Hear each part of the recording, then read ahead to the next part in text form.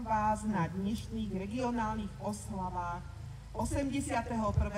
výročia Slovenského národného povstania, v úvode ktorých položíme vence k pamätníku týchto udalostí.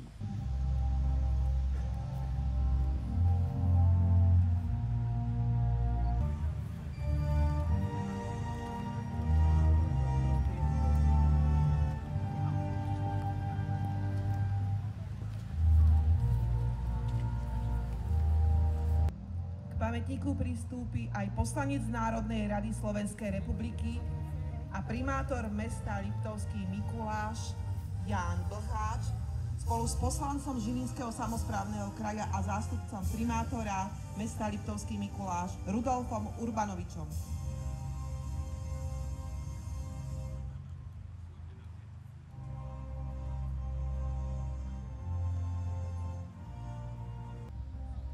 K pamätníku pristúpi zástupca okresného úradu Liptovský Mikuláš.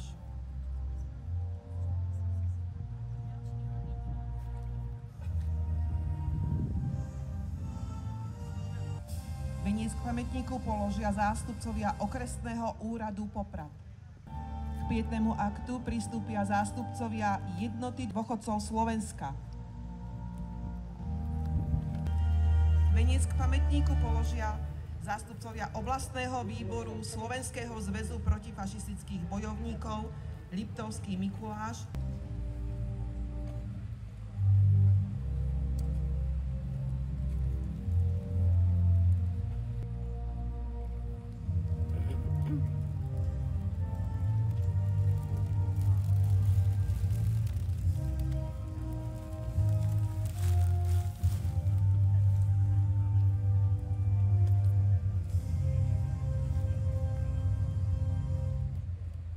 Veniec k pamätníku položí aj delegácia obce Ibe.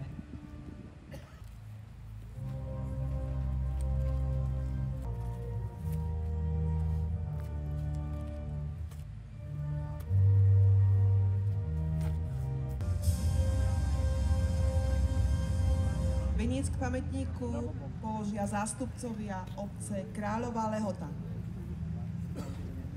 K pamätníku pristúpia zástupcovia obce Liptovská Kokava spolu s členmi miestnej organizácie Slovenského zväzu protifašistických bojovníkov. Hrdinou povstania si uctí aj delegácia mesta Liptovský Hrádok spolu s členmi miestnej organizácie Slovenského zväzu protifašistických bojovníkov.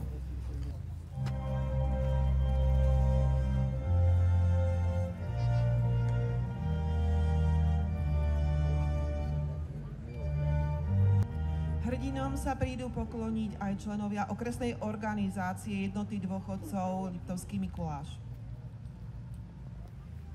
Veniec k pamätníku položí aj delegácia obce Štrba spolu s členmi miestnej organizácie Slovenského zväzu protifašistických bojovníkov. K pamätníku sa hrdinom prídu pokloniť aj zástupcovia obce Bažec spolu s členmi miestnej organizácie Slovenského zväzu protifašistických bojovníkov. S vencom k pamätníku pristúpi delegácia obce Východná.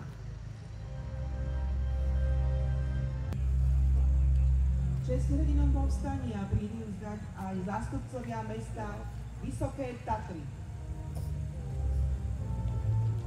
Namiesto valačiek v ich rukách mladých spievali tuho sovietské samopaly. Slovenské národné povstanie je nielen udalosťou z minulosti, ale aj odkazom pre budúcnosť. Ako už bolo povedané v úvode, každoročne sa stretávame na tomto pamätnom mieste, aby sme si pripomenuli udalosti Slovenského národného povstania, symbolu odvahy, obetavosti a nezlomného ducha nášho národa. Slovenské národné povstanie je jednou z najvýznamnejších udalostí našich novodobých dejín. Keď naši predkovia preukázali, že sa so zbraňou v ruke dokážu postaviť na obranu vlasti, za národnú dôstojnosť a demokraciu. Nezabúdajme, že práve oni nám vybojovali dôstojné miesto v spoločenstve demokratických štátov. patrí im úcta. Vážení vojnoví veteráni a účastníci Slovenského národného povstania a ich rodinní príslušníci.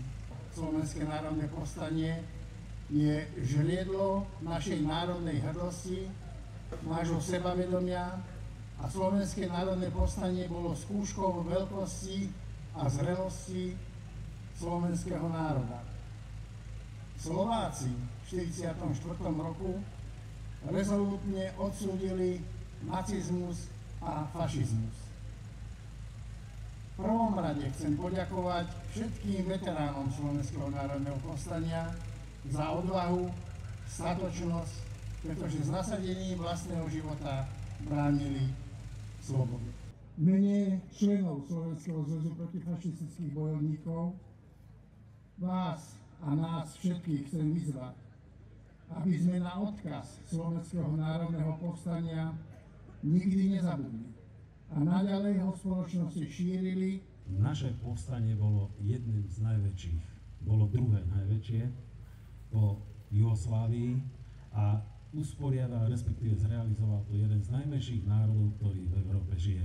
Všetkým tým, ktorí sa zúčastnili, a to akoukoľvek formou, treba poďakovať, vzdať úctu, ale najmä tým, ktorí zaplatili za to tým najdrahším stratou svojho života. Česť im pamiatke.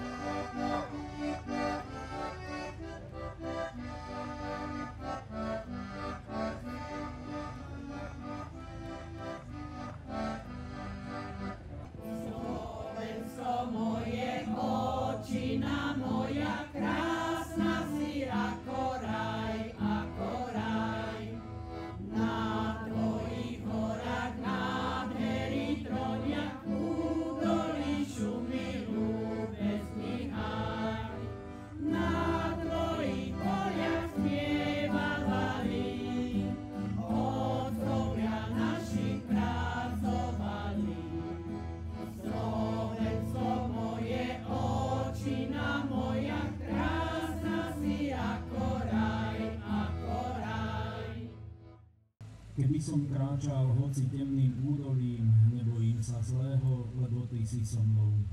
Tvoj prúd a tvoja palica ma potešujú.